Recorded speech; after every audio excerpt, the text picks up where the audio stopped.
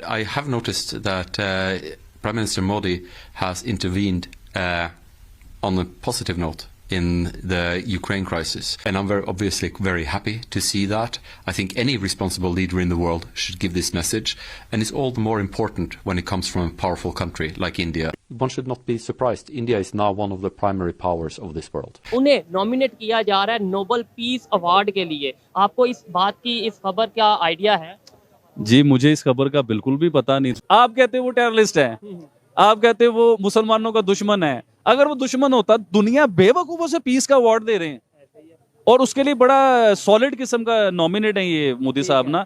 और मेरी दुआएं हैं मोदी साहब, आपको ही वो अवार्ड मिल रहा है। मेड इन इंडिया, मोदी ने वो पूरा करवाया। एमी तो नहीं, नोबेल प्राइज अवार्ड मिल रहे हैं भाई, उसे एमी तो नहीं मिल रहे। मैं हमेशा कहता हूँ, देखने में वो कुर्ता पजामा है और एक वेस्ट कोट, और अंदर से बब्बर शेर, जीनियस माइंड। और हमारा वजीर आजम है शहबाज शरीफ साहब, तुर्की से मांगने जाता है हर वक्त पैसे, कभी किधर से मांगने जाता है, कभी किधर से। और मोदी को देखो, तुर्की के मुसलमानों के लिए रोता है और उनके लिए दुआएं कर। बिलीव करें, मैंने इसको जब देखा ना, मैं तो सोच नहीं रहा था ये हिंदू लीडर जो है, ठीक है, एक हिंदुओं का लीडर है, क्योंकि ये मुसलमानों के लिए इतनी मोहब्बत रखता है, इतनी कदर करता है, और वो उनके लिए रो भी रहा है। देखिए जरा, ये बहुत ही अच्छी चीज़ है। हमारे मतलब एक वहाँ पे इंडियन प्राइम मिनिस्टर है, हमारे देखें एक भी इनमें से मैच नहीं कर सका परफॉर्मेंस। नमस्कार, जय हिंद। डेली खबर स्पेशल आप सभी का स्वागत करता है अपने इस प्रोग्राम क्या कहता है पाकिस्तान में।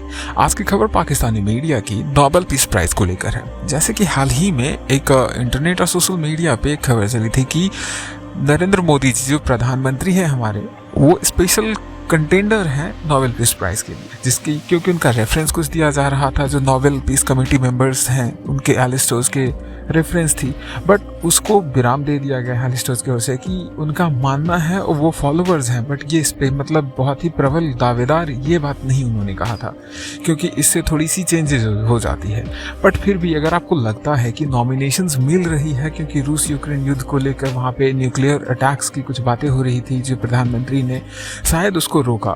बाद बाकी आप देख सकते हैं इनकी मदद किस प्रकार से करती है टर्की। हमारा एक हिसाब से देखेंगे इनडायरेक्टली हमारे अच्छे रिश्ते नहीं हैं, तो उसको भी किस प्रकार से उनके भूकंप, उनके त्रासदी में उनको मदद पहुंचाई थी, उसके बाद भी वो दगाबाज ही निकला। बाद बाकी इसी सभी चीज के रिलेटेड आप देख सकते हैं साथ साथ में पाकिस्तान के लोग वहाँ पर भी रिएक्शन, जैसे लोगों से पूछा जा रहा है तो वो भी किस प्रकार से प्राइज कर रहे हैं कि मिलना चाहिए बंदे को, क्योंकि दुनिया तो अंधी है नहीं कि कोई बेवकूफ़ बना रही होगी किसी को हम दे सकते हैं, क्योंकि पाकिस्तान में ही ये हरकतें होती है।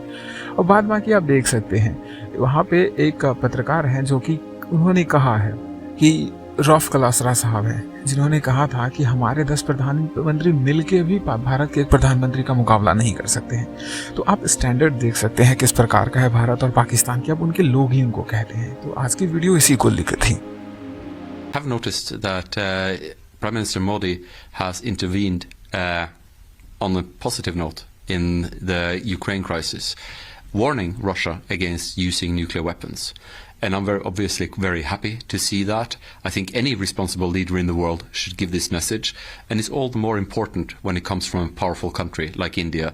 And I believe the message was heard in Moscow and it was well received. In the world today, there are some experienced leaders, but many quite inexperienced leaders.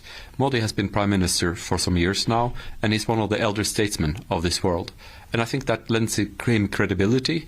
And it's interesting to see that India, that has in a record time gone from being a developing country to becoming one of the primary economies of this world, India is taken more seriously.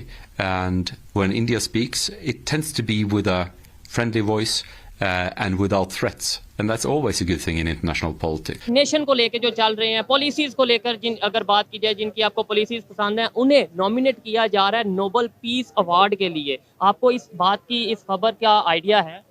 जी, मुझे इस खबर का बिल्कुल भी पता नहीं था, लेकिन आप लोगों से ही पता चला है, क्योंकि इंटरनेशनल मीडिया भी हम लोग इतना यूज नहीं करते, और ये ज्यादातर खबर इंडियन मीडिया पे चली होगी, जो हमें देखना ही नसीब नहीं होता।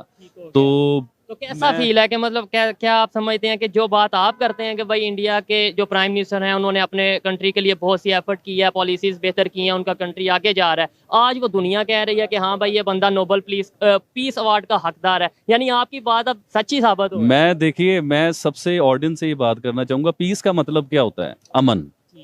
तो पूरी दुनिया का अमन का अवार्ड मिलेगा मोदी साहब को, जिसे हम लोग टेररिस्ट भी कहते हैं, जिसे हम लोग जालिम भी कहते हैं, जिसे हम लोग कहते हैं कि ये कातिल है, ये ऐसा है। गुजरात के हवाले से जी हाँ, देखिए साबित तो कुछ नहीं ना हुआ, तो कहने से तो कुछ भी हो सकता है। पूरी दुनिया वो बेवकूफ़ नहीं है, वो पूरी दुनिया का एक अदारा होता है, पूरी दुनिया इकट्ठे होकर एक फैसला करते हैं कि नोबेल पीस अवार्ड किसे दिया जाएगा, और उसके लिए नॉमिनेट हुए हैं जी मोदी साहब, और बड़े सॉलिड किस्म के नॉमिनेट हुए हैं।